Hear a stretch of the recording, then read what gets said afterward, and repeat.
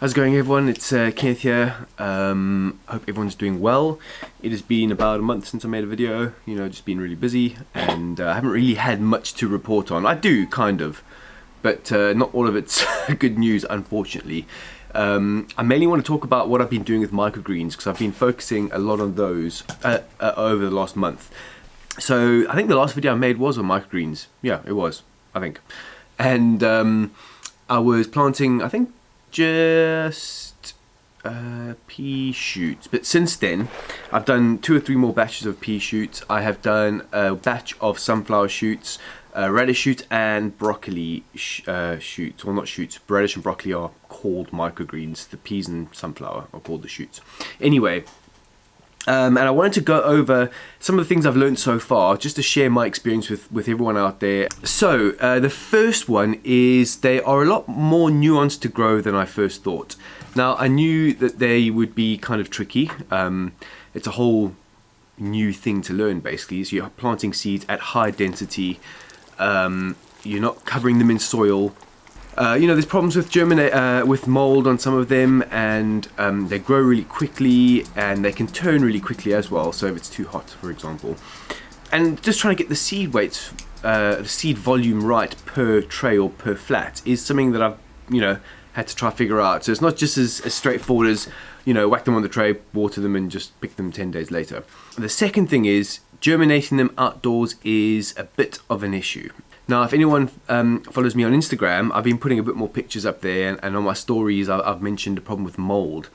And funnily enough, mold is more common on sunflower shoots than anything else. Other seeds can get mold, but they're more prone on sunflower shoots. And I think that's got to do with a certain bacteria or fungi or something that grows on the husks of the seed.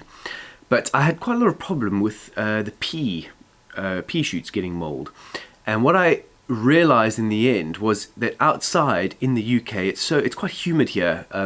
It's been raining quite a lot. It's been hot, dry, rainy, hot, dry, rainy, humid, and the seeds just don't like that, and they just get moldy.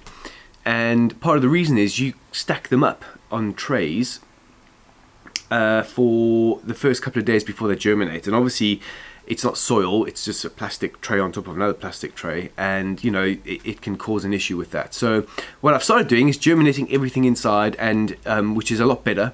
And traditionally most people grow them inside anyway, so you have a controlled sort of climate. The temperature's a lot more consistent, it doesn't fluctuate massively, especially this time of the year, and of course it's not very humid indoors, so the seeds have germinated a lot better inside. Now, straight on from that point, growing them outside has caused a lot of issues in terms of where I have them in my garden. So I've got them on like this table, like you've seen from the previous video and in this video, and it's in like a bit of a sun trap towards the end of the day against a pretty white wall, white cream, whatever, what's that color? And it's a bit of a sun trap. So what happens is, pea shoots, not pea shoots, microgreens and all these things are quite tender. And so when they get too hot, they can wilt really easily. Funnily enough, the pea shoots do exceptionally well, so I'm not too worried about them being there. But my last batch of sunflower shoots, radish microgreens, and broccoli microgreens all wilted on a specifically hot day. I could save some of the microgreens of radish and broccoli, but none of the sunflower shoots. So that's something I'll have to kind of figure out, but basically too hot is not very good, especially with the bright light. And lastly, something I think it's kind of obvious, but it's something I had to try for myself to make the idea concrete in my head, but less is more when it comes to microgreens. Now, when I started my seed planting the trays or the flats, I did a lot of research into how much how much seed volume you need per tray, and I got, for pea shoots and sunflower shoots, I got to 150 grams per tray. And so I did that. I noticed my germination was quite spotty on the pea shoots, and I wasn't too sure why. And when I harvested them, I got, I think it was 230 grams per tray, which isn't too bad. But in my next plantings, I actually dropped it to like 140 or 130 grams per tray. and I've got the exact same amount of harvest. So I'm using less seed and getting the same amount of harvest, which yield. You know, so less is more. You don't necessarily have to overdo it to get the same amount of yield that you want. And obviously that's important from a commercial point of view, because you want to make money, and if you can drop your expenses, you can increase your profit, basically. And that's the one side of it. On the other side of it, sometimes if your densities are too high, you might get a good yield, but your quality might not be that good. And something I noticed with the radish and broccoli is I think I used 15, how much was it? 50 grams for the radish, and it was like 30 grams for the broccoli seed, something like that. And it was incredibly dense, and it looked great, but I wasn't massively happy with the quality. It tasted good, you know, they were fresh, but I just think they could be a lot better in a lower density. So in my next batch of trays that I've planted, I've lowered the density fairly substantially, and I'll measure the weights when I harvest them, because obviously you still want to have an optimum yield per seed weight that you plant, and so we'll see how that goes. Something else that just popped into my mind now, I completely forgot, was that the amount of soil you use in the trays is really important. Now, the radish greens that I planted, the radish microgreens that I planted, I didn't use as much soil in the tray, probably about 1 centimeter in a 2.5 centimeter tray, so like half an inch to an inch, half an inch of soil to an inch tray. And it was really difficult to cut them, and also I got less stem, you know, which isn't a bad thing, but obviously if you can get slightly more stem, you increase the weight that you harvest, you make more volume, you know, more yield, so you can make a bit more money.